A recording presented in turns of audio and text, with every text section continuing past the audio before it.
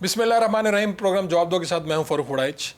پاکستان میں اس ہفتے بھی آئینی ترامیم کا چرچا رہا ہے. آئینی ترامیم کیا ہیں, آئینی عدالت کیا ہے, اس کے اثرات کیا ہو سکتے ہیں, کیا یہ واقعی آئینی ترامیم ہونے جا رہی ہیں, پاکستان پیپلز پارٹی کا موقف کیا ہے اور تجزیہ کار اس پہ کیا سوچ رہے ہیں, یہ ساری باتیں آج کے پروگرام میں آپ کو بتائیں گے. یہ حسن مرزا صاحب, یہ کیا ہوا؟ آئینی ترامیم, مولانا سے ملاقات بھی کی بلاول صاحب نے, لیکن وہ مانے نہیں. پھر دیکھیں جی, یہ تو سیاست میں ہوتا رہتا ہے کہ سیاستدان ملتے ہیں, ایک دوسرے کی جو گفتگو ہے اس سے اتنا وہ نہیں فائدہ مند ہوتی, لیکن اس کا مطلب یہ تو ہرگز نہیں ہے کہ کوئی وہ ناکامی ہو گئی ہے.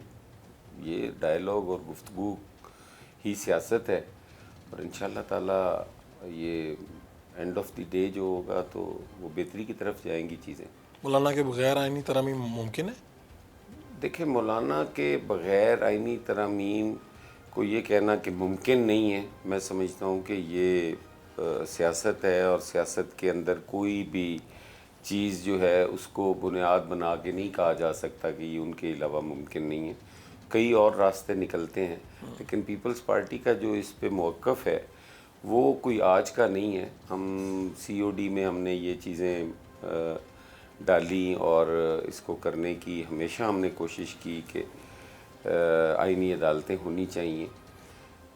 وہ مولانا ساتھ ہوں تو بہتر ہے, نہ بھی ساتھ ہوں تو پیپلز پارٹی آئینی عدالتوں پہ تو کمپرومائز نہیں کرے گی. تو اب آئینی عدالت کی ذمہ داری کہتے ہیں جی بلاول صاحب نے لے لی. انہوں نے کہا مجبوری بھی ہے, ضروری بھی ہے, وہ گئے بھی وکلا کے پاس. اب نہیں, یہ ہمیشہ سے بلاول صاحب اور پاکستان پیپلز پارٹی پہ ہے. ہماری یہ ڈیمانڈ ہے, ہمارا ہی یہ ویژن ہے, کیونکہ ہم ہی وکٹم رہے ہیں. ہم 45 سال کے بعد بھٹو صاحب کا جو ہمیں ادھورا انصاف ملا, ہم تو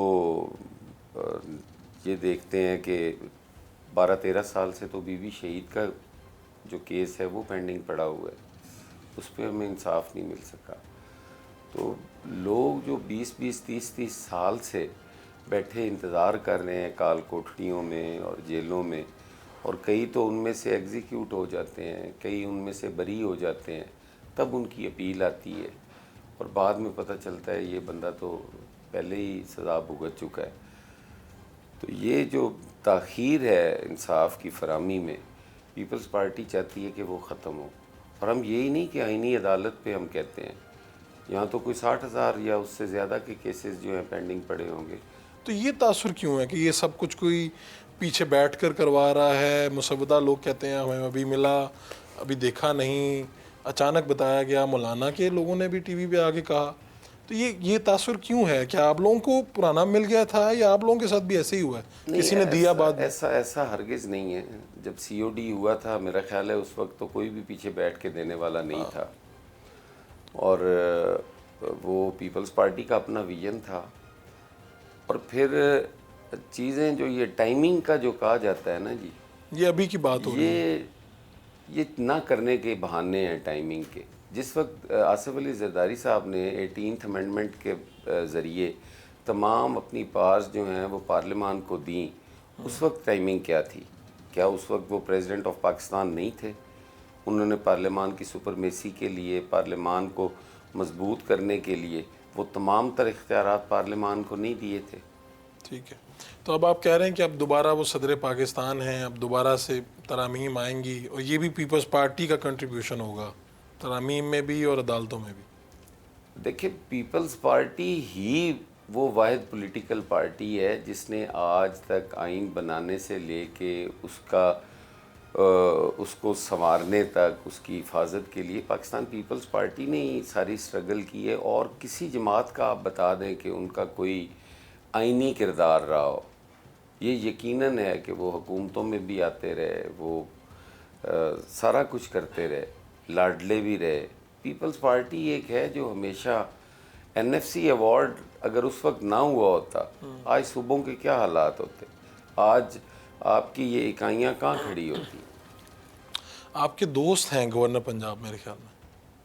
خیال نہیں ہے, یقیناً ہے. اچھا, میرا تو اپنا خیال تھا, آپ کے تو یقین ہے کہ آپ لوگ اکٹھے. تو آپ نے انہیں سمجھایا ہوگا کہ یہ کیا بات کر رہے ہیں آپ. وہ کہتے ہیں کہ وزیر اعظم باقی لوگوں کے کام چھوڑ کے ججز کی توسیع اور ان معاملات میں پڑ گئے ہیں. اس بیان کے بعد آپ نے فون کیا ہوگا سردار صاحب کیا ہو گیا ہے, وہ وزیر اعظم ہیں, ہم ان کو سپورٹ کرتے ہیں, ہم نے ووٹ کیے.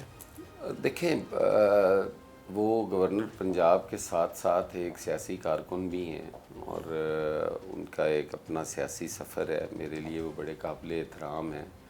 وہ سمجھ بوجھ رکھنے والے گراس روٹ لیول سے آنے والے آدمی ہیں. کوئی ان کو دیکھیں, ان کی اپنی بھی تو ایک رائے ہو سکتی ہے نا.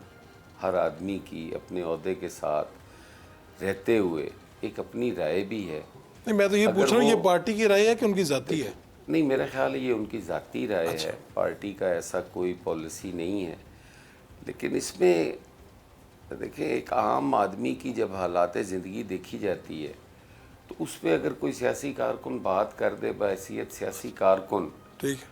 آج ہمارے جو حالات ہوئے پڑے ہیں, جو زراعت کے ساتھ خاص کر کے جو ہماری واحد انڈسٹری بچی ہے اس کے ساتھ جو ہو رہا ہے, تو اگر کوئی آدمی اس کی نشاندہی کر دے کہ یار ادھر بھی دھیان کر لو, صرف جج ہی نہ لائی رکھو, شاید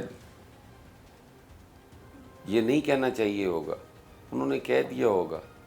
لیکن اس کو اس پیرائے میں لے لینا کہ انہوں نے کوئی بڑی پارٹی پالیسی کی وائلیشن کر دی ہے یا پارٹی پالیسی ایسی نہیں ہے. ہمیں تو کوئی اعتراض نہیں, انہوں نے اچھی بات کی ہے.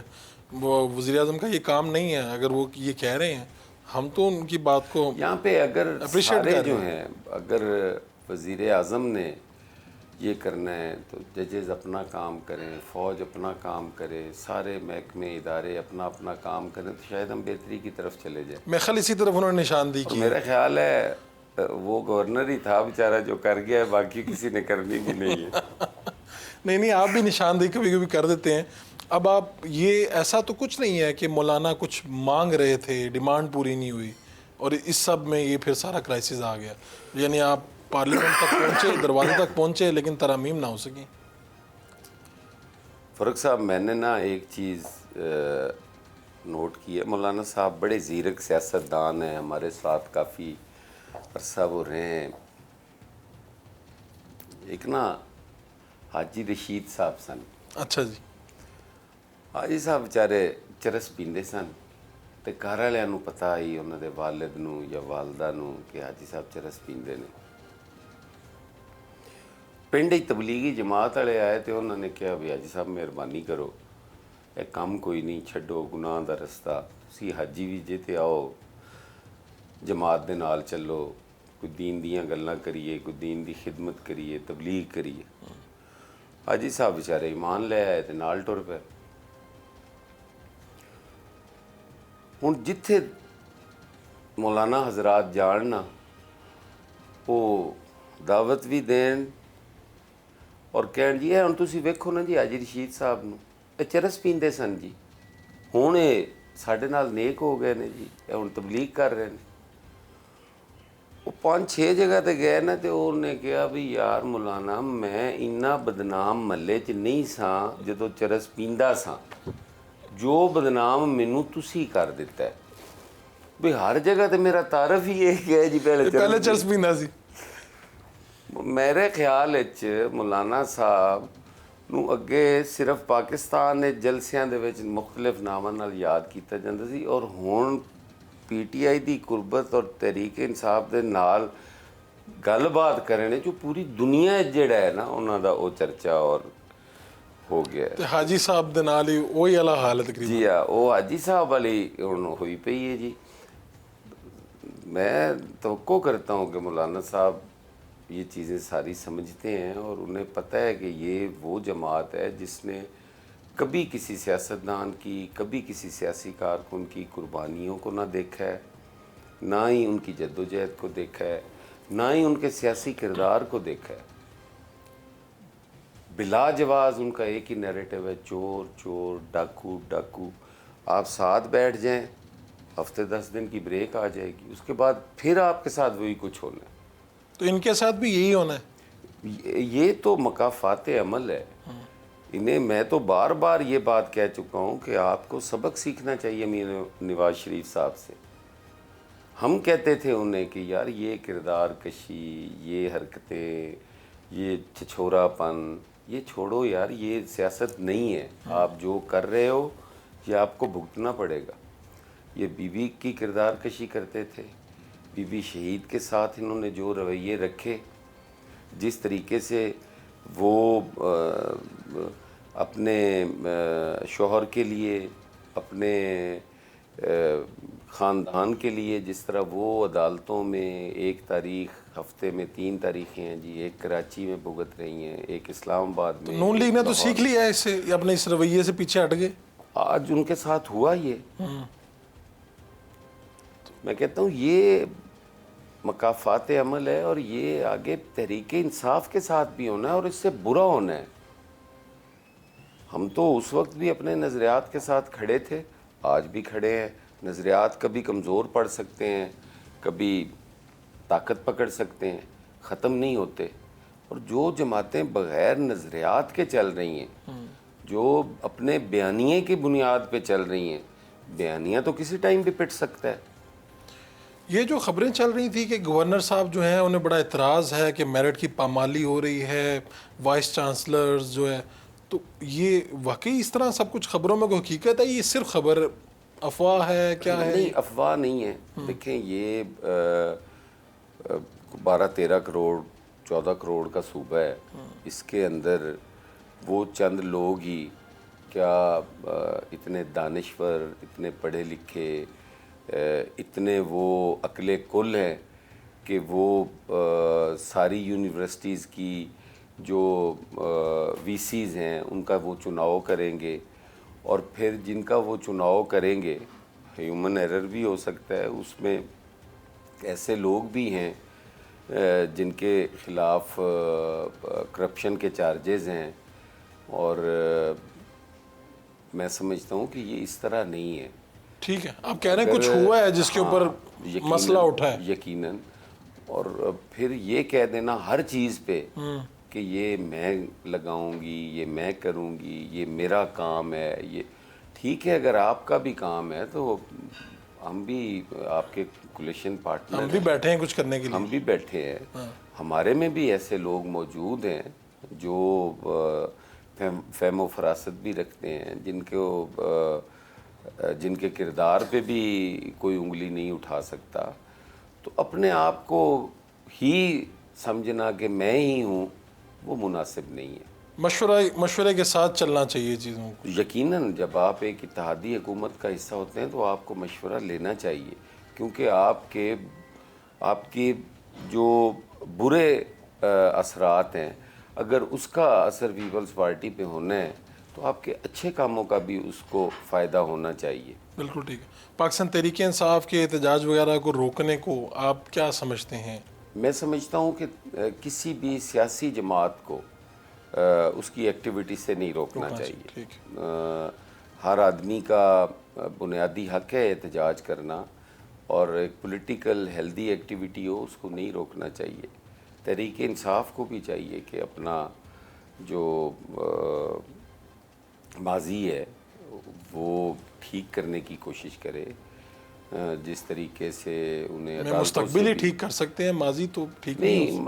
تاریخ سے، ماضی سے سبق سیکھیں. ٹھیک ہے. مطلب ہے کہ آپ انتشار کی طرف نہ جائیں. آپ وہی جماعت ہے نا جس نے پی ٹی وی پہ بھی حملہ کیا، جو پارلیمان میں بھی گھسی، جو 126 دن تک دھرنے دے کر پاکستان کی معیشت کو تباہ کرنے کی کوشش کرتی رہی، جس نے آئی ایم ایف کو خط لکھے کہ پاکستان کو نہ کچھ ان کے ساتھ لین دین کیا جائے. یہ ساری چیزیں ان کی فیور میں نہیں جاتی. پھر جب عدالت اجازت دیتی ہے کہ آپ جلسہ کر لو، تو پھر اسلام آباد کی سڑکوں کے اوپر وہ طوفان بدتمیزی مچایا. پھر 9 مئی، مجھے یہ نہیں، میں اس حوالے سے قطعاً نہیں کہتا کہ ان کا ایک ادارے کے ساتھ جھگڑا ہو گیا یا انہوں نے وہ کر لیا، لیکن آپ دیکھیں اس سے امن و امان، اس سے عام آدمی، اس نے کتنا سفر کیا. چھوڑ دیں چلیں. تو آپ کہہ رہے ہیں کہ عوام ڈسٹرب نہ ہو. عوام، میں بھی تو ٹیکس پیئر ہوں نا. تو پھر اس میں آپ ایک حدود میں رہ کے ایکٹیویٹی کر رہے ہیں. آپ اپنے حدود میں رہ کے انہیں کرنی چاہیے. اور جب تک ہم پولیٹیکل ایکٹیویٹیز سے یہ پابندیاں ختم نہیں کریں گے ہم امن کی طرف, سکون کی طرف نہیں جا سکتے. ہمارا جو سیاسی عدم استحکام ہے وہ یقیناً ہمارے ملک کے لیے بڑا نقصان دہ ہے, ہماری معیشت کے لیے نقصان دہ ہے. اور پھر عام جو ہماری یہ نئی جنریشن ہے, آپ اس کی جو گرومنگ ہو رہی ہے, جو اپ برنگنگ ہو رہی ہے گالی گلوچ کے ماحول میں, اور جو سکولز کے اندر بچے ایک دوسرے سے اپنے ویوز شیئر کرتے ہیں اپنے, تو میں سمجھتا ہوں یہ بڑا خطرناک ہے. ٹھیک ہو گیا, بہت شکریہ جناب شاہ صاحب. ایک شارٹ کوشچن بریک لیتے ہیں, بریک سے واپس آئیں گے تو صحافی تجزیہ کار منیب فاروق سے بات کریں گے. خبر کیا ہے, سیاسی حالات کیا چل رہے ہیں. ایک شارٹ کوشچن بریک.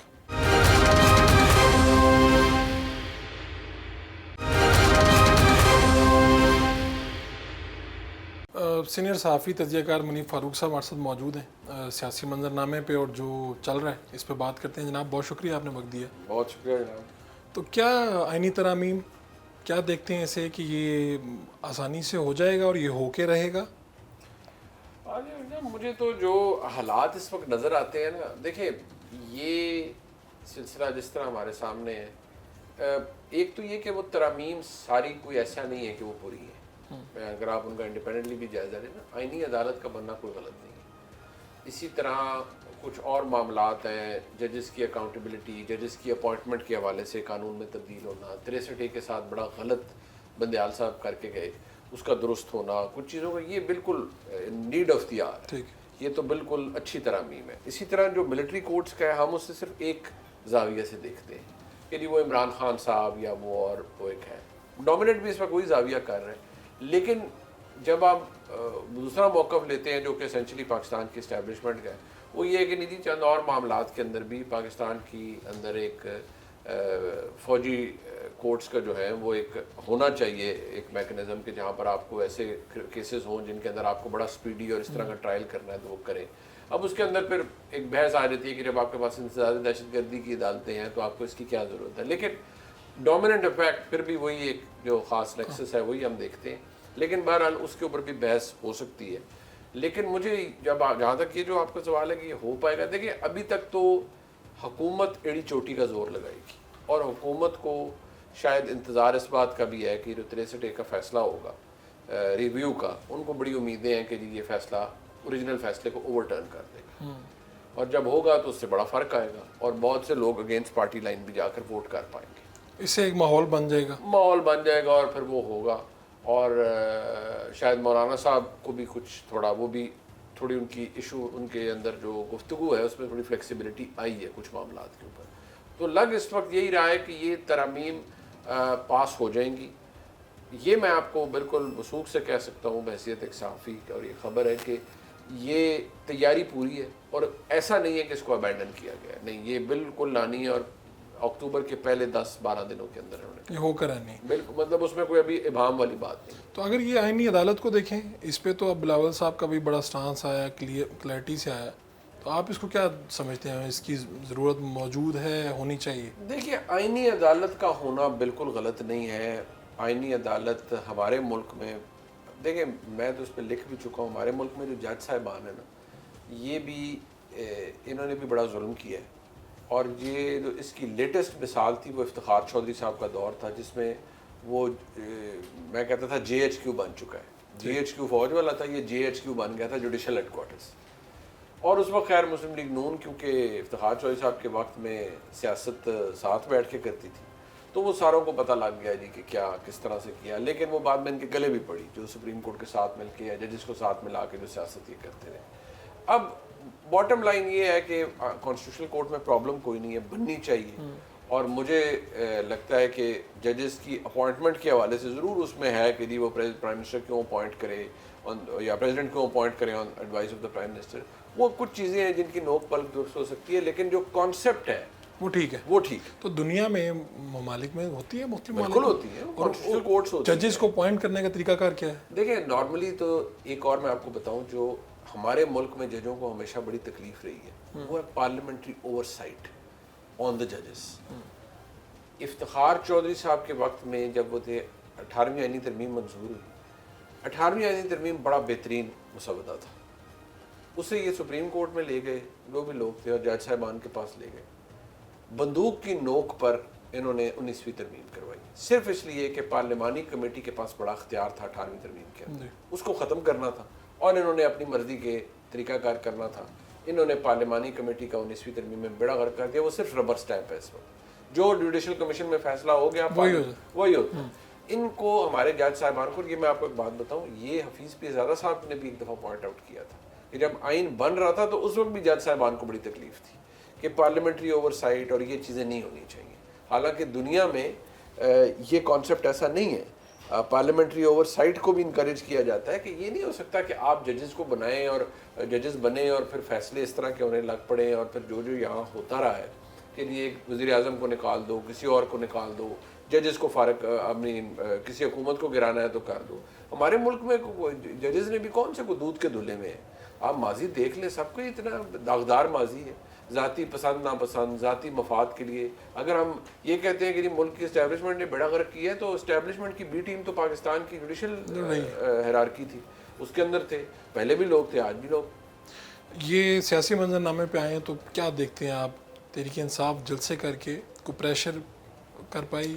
دیکھیں, مسئلہ یہ ہے کہ ہمارے بہت سے دوست ایسے ہیں جو اس کو مس ریڈ کر رہے ہیں ساری چیزیں. تحریک انصاف کا سسٹم میں نا یہ جگہ ضرور ہے, اور یہ کیونکہ جب وہ الیکشن بھی ہوا اور اس کے بعد جو ہوا, الیکشن تو متنازع الیکشن تھا ہمارا 2024 کا بھی, لیکن چلے ان کے پاس خیبر پختونخوا کی حکومت ہے, گنڈا پور صاحب جیسی شخصیت وزیر اعلیٰ ہے. پہلے جلسے نہیں ہو رہے تھے, اب چھوٹے موٹے جلسے کرنے کی اجازت اب انہیں نہیں مل رہی. کچھ لوگوں کا خیال ہے کہ یہ کوئی رستہ کھلا ہوا ہے اسٹیبلشمنٹ کے ساتھ جس کی وجہ سے یہ سب کچھ ہو رہا ہے. حقیقت میں یہ مس ریڈنگ آف دی ہے, بہت بڑی غلط فہمی ہے بہت سے دوستوں کی. دیکھیے, فوج کی جو پالیسی ہے ویزاوی عمران خان, وہ 2022 سے لے کر دسمبر سے لے کر آج تک ایک جیسی ہے, کوئی تبدیلی نہیں ہے اس میں کوئی تبدیلی نہیں, صرف سختی آئی ہے. پالیسی شفٹ ہوتی ہے, تبدیل بھی ہو جاتی ہے. جب فوج کے اندر قیادت تبدیل ہوتی ہے, چینج آف گارڈ ہوتا ہے. میں یہ نہیں کہہ سکتا کہ کل صبح پاکستان کی فوج کی پالیسی بدل جائے, تو وہ تو کوئی پریڈکٹ نہیں کر سکتا, لیکن ایز وی اسپیک, جس وقت میں اور آپ بات کر رہے ہیں, اور جو مجھے نظر آ رہا ہے, کوئی تبدیلی نہیں ہے. یہ جلسے کو یہ دیکھ کے کہنا جی کہ کہیں کوئی رستہ کھلا ہوا ہے, یہ تو بچگانہ سوچ ہے. میں تو مطلب کوئی عقل, یہ تو بڑی انفینٹائل انگریزی میں کہتے ہیں نا, بچوں والی سوچ ہے کہ جی کوئی رستہ کھلا ہوا ہے اور بات چیت ہو رہی ہے. آپ یہ دیکھیں اس کا فائدہ کس کو ہو رہا ہے, کسی کو ہو رہا ہے. کیا عمران خان صاحب کو اس کا کوئی فائدہ پہنچ رہا ہے؟ The answer is zero. Imran Khan صاحب کے ساتھ تو بڑا ہاتھ ہوا ہے, وہ کیوں کہنے پہ مجبور ہو گیا کہ اسٹیبلشمنٹ ہمیں وہ دائیں کا دکھا کے بائیں ہمارے ساتھ کرتی ہے, سجی دکھا کے خبر مارتی. کیوں؟ وہ اس لیے کہ جب وہ اگست والا جلسہ ملتوی کرانا تھا تو اسٹیبلشمنٹ کے اور حکومت کے لوگوں نے گنڈا پور صاحب کو کہا کہ یہ ادھر ریڈ زون کے اندر بڑا سینسٹیو سچویشن ہے, تو یہ جلسہ ابھی نہیں کرنا. تو انہوں نے کہا جی کہ ہم تو پھر یہ خان صاحب کے بغیر تو نہیں ہو سکتا. تو صبح 7 بجے کھول دیا گیا, سواتی صاحب کو بھجوا دیا گیا. سواتی صاحب گئے نہ, سواتی صاحب کو نے وہاں پر جا کے کچھ نہ خان صاحب کو کسی نے پاؤں پڑے نہ کچھ کیا. خان صاحب کو یہ لگا کہ یار میں اگر یہ اچھا جسچر دوں گا اور یہ پیغام آیا تو مجھے اس کا کوئی ڈیویڈنٹ ملے گا. میں نے اسی دن جب یہ ہوا تو میں نے اپنے ولاگ میں کہا تھا آن دا بیسس آف انفارمیشن کہ عمران خان صاحب بڑے غصے میں بھی تھوڑی دیر بعد تھے کہ اچھا اس کا فائدہ کیا ہے مجھے, میں نے تو اچھا گڈ ول دکھا دی اپنی, تو اس کا فائدہ کیا ہے؟ اس فائدہ صفر تھا. آپ اور بہت سے دوستوں کو میں کہتا ہوں کہ ہم چیزوں کو نا کانٹیکسٹ میں نہیں دیکھتے. ایک دن پہلے جیو نیوز کے اوپر پاکستان کی سیکیورٹی اسٹیبلشمنٹ کا موقف چل رہا ہے کہ جی عمران خان صاحب نے کہا ہے کہ جنرل فیض کا اوپن ٹرائل ہونا چاہیے. تو انہوں نے کہا یہ آپ کا کام نہیں ہے, آپ کا ٹرائل جب ہوا تو اوپن ہی ہوگا اور سب کو بتایا جائے گا کہ آپ کیا کرتے رہے. بھائی ایک دن میں یہ ہو گیا اور اتنی بے وقوفانہ حرکت شروع کر دی آپ نے کہ تبدیلی ہوگی. ایکٹیویٹی کی حد تک آپ کہہ رہے ہیں یہ جلسے ہیں, کوئی امپیکٹ کوئی نہیں ہے, ان کا یقین مانے امپیکٹ کوئی نہیں ہے, جو کہ یہ وہ ہے جو گراؤنڈ کی سچویشن ہے. اصل مسئلہ آپ یہ دیکھیں کہ یہ پاکستان کی سیاست کے لیے درست ہے؟ بالکل بھی نہیں. تحریک انصاف ایک مضبوط مسلم جماعت ہے. اس جماعت کو یہ کریڈٹ جاتا ہے کہ عمران خان جیل میں ہے لیکن پھر بھی وہ اپنی جگہ پر کھڑی ہے. ان کا ووٹر سپورٹر انٹیکٹ ہے. وہ ہمارے پاس کیا ٹیسٹمنٹ ہوتا ہے کہ کسی جماعت کا ووٹر سپورٹر تو بھائی اس نے الیکشن جیتا ہے یا اس کے الیکشن میں اتنے ووٹ پڑے, یہ سب کچھ ہوا ہے, اور برے حالات میں بھی لوگوں نے ان کو ووٹ دیے, یہ بہت بڑی بات ہے. زیر عطاب جماعت تھی پھر بھی ووٹ دی, جیسے پی ایم ایل این 2018 میں زیر عطاب جماعت تھی, ووٹ ملے, لیکن اب وہ اتنی بھی ان کے ساتھ وہ نہیں ہوا تھا جو تحریک انصاف کے ساتھ ہوا. لیکن پھر آرگومنٹ یہ ہے کہ فلپ سائڈ اس کی ہے کہ تحریک انصاف انہوں نے وہ نہیں کیا تھا جو عمران خان صاحب نے کیا. اب مسئلہ یہ ہے کہ جو 9 مئی وہ سارے ڈنڈا پیٹتے رہتے ہیں 9 مئی. مسئلہ یہ ہے کہ 9 مئی کے حوالے سے پاکستان کی سیاسی تاریخ آگے چلتی جا رہی ہے, حکومت آگے چلی گئی, تحریک انصاف بھی کہتی ہے کہ فیڈ اوے ہو جائے کہیں ماضی میں. پاکستان کی اسٹیبلشمنٹ کے لیے وہ ابھی بھی ایک لائیو ایک برننگ ایشو ہے, یعنی 9 مئی نہیں فراموش ہونے والا, وہ اس سے آگے جا ہی نہیں رہے. ان کے لیے وہ اس سے بھی پہلے چلے جاتے ہیں. دیکھیں 2 اٹیمپٹس ہیں جس کو وہ لیتے ہیں, اور میں اس لیے یہ کہہ رہا ہوں کہ جنرل فیض صاحب کو گرفتار کیا گیا غالباً جولائی میں یا اگست میں, جولائی میں شاید جولائی اگست میں گرفتار کیا گیا. کچھ تو تھا نا کہ میں نے 4 دسمبر 2022 میں دی نیوز کے لیے ایک سٹوری لکھی جو میں اب اس لیے ریفر کرتا ہوں کہ اس کے اندر اس وقت بڑی تلخ ماحول تھا. نئے آرمی چیف کی اپوائنٹمنٹ ہوئی تھی اور نومبر کے مہینے میں بہت زیادہ سازشیں ہوئی تھی جنرل عاصم منیر صاحب کی اپوائنٹمنٹ کو روکنے کے لیے. تو میں نے اس آرٹیکل کے اندر, اس نیوز کے اندر یہ لکھا تھا, اس خبر کے اندر, کہ کسی ایک جگہ کسی بڑے شخص نے کہا کہ جنرل فیض جتنا آگے چلے گئے ان کا کورٹ مارشل ہوگا. وہ کورٹ مارشل آپ دیکھیں اس وقت ہو رہا ہے. اس کا مطلب ہے جو خبر میں نے بحیثیت صحافی دی وہ کہیں ایگزسٹ کرتی تھی. جنرل فیض کیا کر گزرے اس وقت. جنرل فیض نے وہ کیا جو پاکستان کی فوج کی تاریخ میں آج تک کسی کنٹینڈر نے نہیں کیا. جنرل عاصم منیر کے خلاف فل بلون کیمپین تھی کہ یہ پاکستان کے آرمی چیف نہ بن سکے. تو عمران خان اور باقی لوگ استعمال ہوئے. دیکھیں استعمال نہیں, عمران خان صاحب سٹیک ہولڈر تھے اس کے اندر. عمران خان صاحب نے پولیٹیکل فرنٹ سنبھالا ہوا تھا, اور عمران خان صاحب نہیں چاہتے تھے کہ جنرل عاصم منیر صاحب پاکستان کے آرمی چیف بنے. وہ جب ہوا اس کے بعد میں نے میں جب مختلف پروگرام میں جاتا ہوں جیسے آپ کے پروگرام میں, تو میں نے کہا جی میرا یہ اندازہ ہے. اس وقت میں نے اندازے کے طور پہ کہا, اور پارٹلی وہ خبر تھی, پارٹلی میں نے کہا جو عمران خان صاحب کر گزرے ہیں اس کی معافی نہیں ملنی. آپ اس کی وہ ٹریجیکٹری دیکھ لیں کہ آپ کو کسی جگہ معافی ملتی ہوئی نظر آئے. یہ آنسر از نو. ابھی بھی لوگ کہتے ہیں نا کہ یار وہ یہ جو بہت ساری چیزیں ہیں جی آپ یہ کیسے کہہ دیتے ہیں. میں نے کہا یار you need to have a better than average understanding of the way system works. اگر آپ کے پاس وہ ہے, آپ کو اندازہ ہے کہ یہ سسٹم کس طرح کام کر رہا ہے, ابھی تک کوئی نرمی نہیں, کوئی رحم نہیں ہے. وہ نرمی اس لیے نہیں ہے, میں نے آپ کو کہا کہ صبح فوج کی پالیسی بدل جائے. وہ عمران خان صاحب شام کو گھر آ جائیں گے, مطلب میں محاورتاً کہہ رہا ہوں ان کی بیلز ہو جائیں گی, باہر آ جائیں گے. ایک تاثر ابھرا کہ کہیں پہ کوئی تبدیلی بڑی آئی ہے تو اس سے شاید کچھ چیزیں چینج ہونے والی, کچھ نہیں چینج. جو D G I S I کی اپوائنٹمنٹ ہوئی ہے, یہ ذہن میں رکھیں کہ D G I S I کی اپوائنٹمنٹ ہمیشہ کیوں عام ہوتی ہے. اب میں اس پہ زیادہ وہ نہیں کروں گا, میں آپ کو اشارہ دے دوں گا. جب جنرل فیض صاحب کو D G I S I بنایا گیا تھا نا, اس سے پتہ چل گیا تھا کہ جنرل باجوہ کنٹینیو کریں گے, رہیں گے. بالکل ٹھیک ہے. جنرل عاصم ملک صاحب کو بنے ہیں, وہ بہترین بڑے تگڑے آفسر ہیں, اور ایڈجوٹنٹ جنرل تھے. تو فوج کا جو جتنی ڈسپلن ہوتا ہے فرام ٹاپ ٹو باٹم اس کو مینٹین کرنے کے لیے وہ ایک پورا فوج کا نظام ہے, اس کے وہ ہیڈ تھے. اور وہ ڈفرینٹ پوزیشنز, ایسی پوزیشنز کے اوپر رہے ہیں, این ڈی یو میں بھی رہے ہیں, سب کچھ رہے ہیں, کہ وہ حاضر سروس ریٹائرڈ ساروں کے ساتھ ان کا انٹریکشن رہا ہے. وہ کور ٹیم کے ممبر ہیں پاکستان کے آرمی چیف کی. گو کہ رپورٹنگ لائنز ان کی ہوں گی شہباز شریف صاحب کو, لیکن میں آپ کو یہ بھی بتا رہا ہوں کہ ان کی رپورٹنگ لائنز کاغذوں میں شہباز شریف صاحب کو ہوں گی, وہ اصل رپورٹنگ لائن ان کی اپنے آرمی چیف.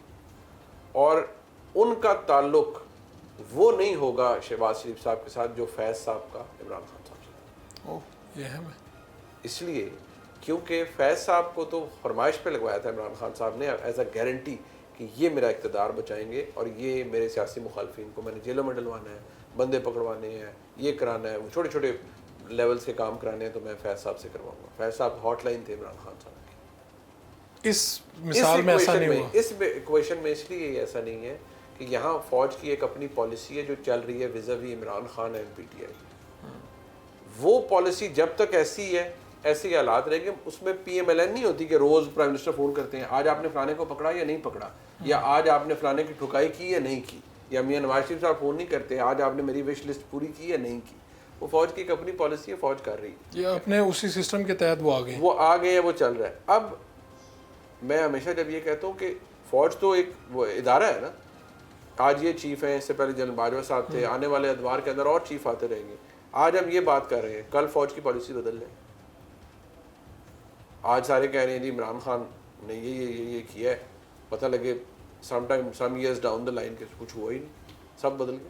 وہ بھی بالکل ممکن ہے. میں یہ کیوں کہتا ہوں, لوگ اکثر اس بات پہ نہیں وہ آپ یہ کیوں, میں کہتا ہوں یار اس لیے کہ میں پاکستان کی تاریخ کو پڑھتا ہوں.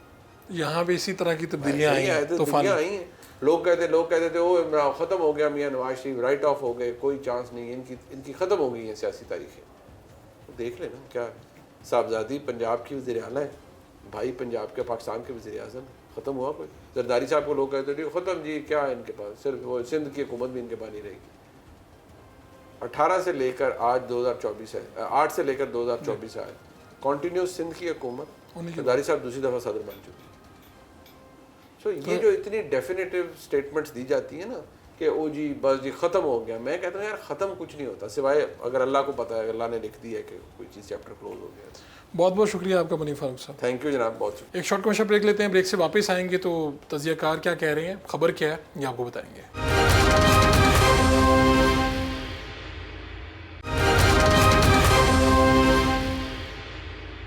Welcome back. ہمارے ساتھ سینئر صحافی تجزیہ کار جناب سجاد میر صاحب موجود ہیں.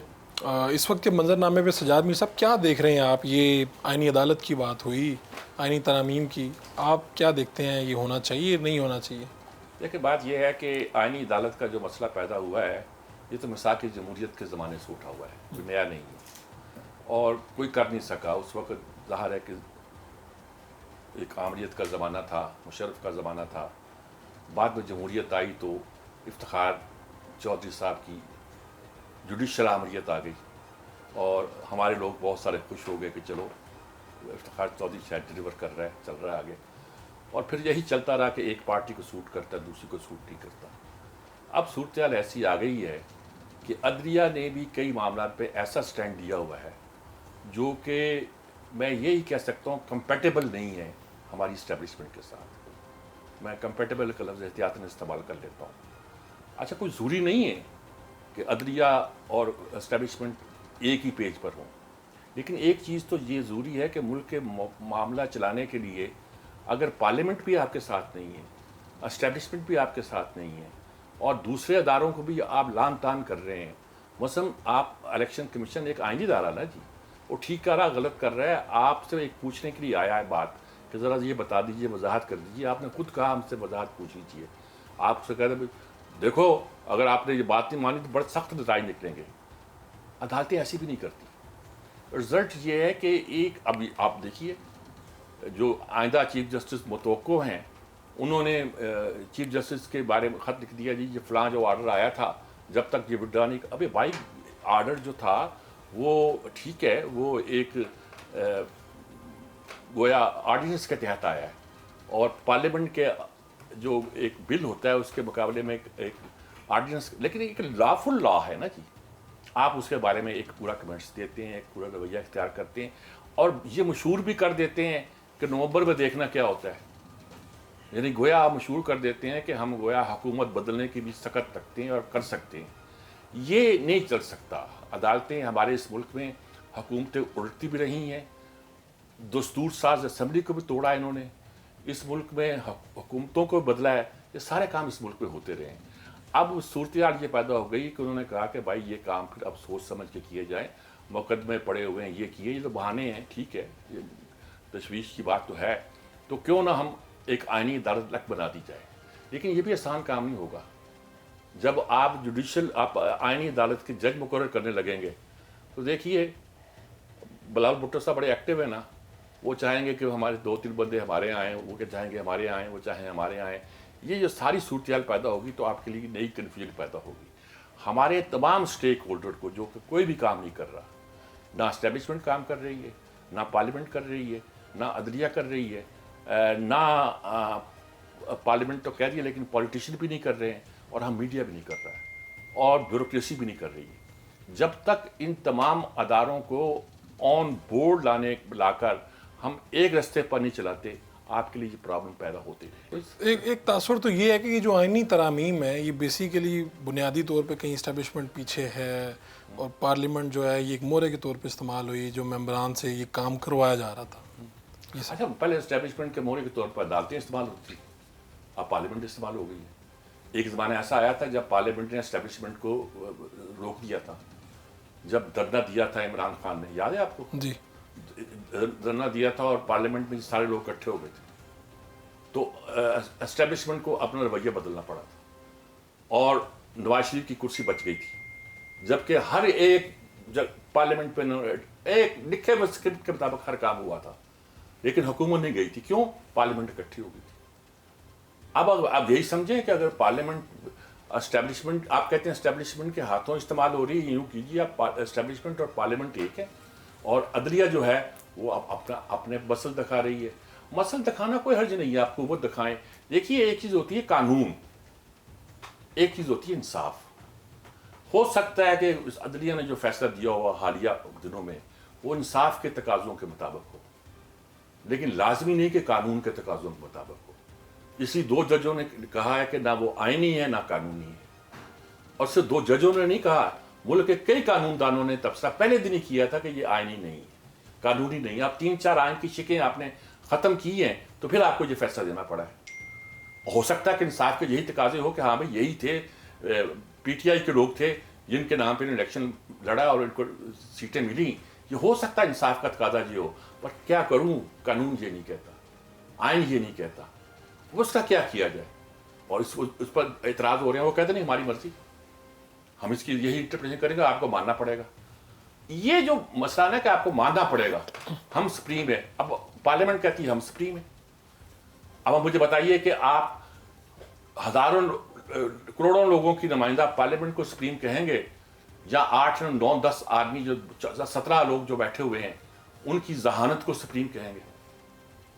فیصلہ کرنے کی مسئلہ تو آ گیا نا جی. تو آپ کو اس مسئلے کا حل کہیں نظر آتا ہے؟ یہ تو جی حل اس مسئلے کا یہ ہے کہ یہ کلیش اس مرحلے پہ پہنچ گیا ہے یہاں یہ کلیش کسی نہ کسی صورت میں ہوتا دکھائی دیتا ہے اس وقت تک جب تک سینر سینس پریویل نہ کرے, اور سارے اسٹیک ہولڈر, ساری پارٹی نہیں, سارے فریق نہیں, سارے ہی اسٹیک ہولڈر بیٹھ کر کوئی رستہ اختیار نہ کرے.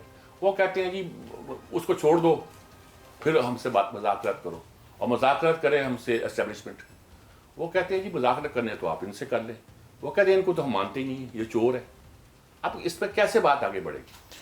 یہ جو موجودہ سیاسی منظرنامے پہ تھوڑی بات ہو جائے, لاہور میں جلسہ ہوا, اسلام آباد میں جلسہ ہوا, تو آپ کے لیے کچھ حیرت کا سامان تھا کہ بڑے جلسے ہوئے ہیں, کوئی اس کا امپیکٹ ہوگا, یا سیاسی طور پہ کس طرح دیکھتے ہیں آپ اسے؟ جلسوں سے ویسے نہ حکومتیں بدلتی ہیں نہ اس کا امپیکٹ ہوتا ہے, لیکن لاہور کا جلسہ جو تھا خود پی ٹی آئی کے معیار کے مطابق بڑا جلسہ نہیں تھا. اچھا, یعنی ویسے جیسا بھی ہوگا میں اس پہ کوئی کمنٹ نہیں کرتا, لیکن خود پی ٹی آئی کے معیار سے بڑا جلسہ نہیں تھا.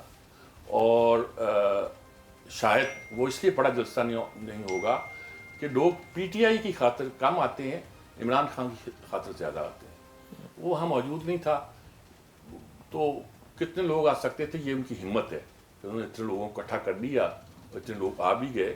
یہ بڑی بات ہے, یہ اس بات کو شو کرتی ہے کہ اس کی اسٹرینتھ لوگوں میں موجود ہے. لیکن یہ کوئی غیر معمولی طور پہ بڑا جلسہ نہیں تھا.